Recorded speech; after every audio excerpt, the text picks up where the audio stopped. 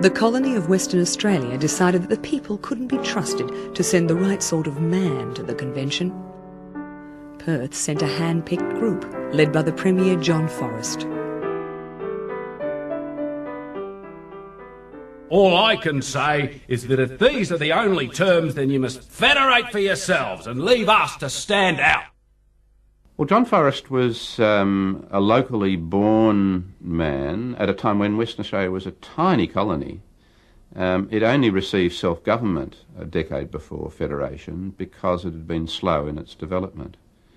Forrest had been an explorer who went into public life, was very much the major figure in Western Australian politics, a large, burly, masterful man, who was suspicious, as a number of Western Australian premiers have been since, about what they were dreaming up in eastern states and whether it was a plot against Western Australia.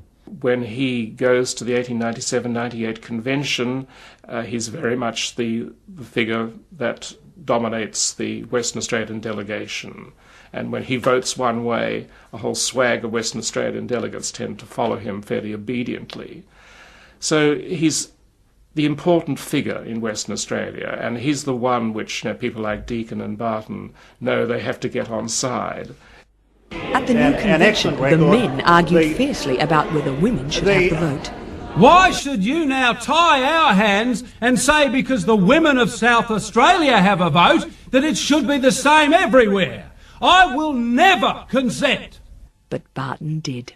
The early gaining of the male suffrage in Australia was very much a masculine affair. I mean, it was done in terms of the brotherhood of man. And it was done at a period when it was argued very strongly that women didn't deserve the vote. I mean, there were a few people saying, what about giving the vote to women as well as men? But women were understood very firmly within public discourse as less rational than men. There was a very, very strong argument that women's place was in the home.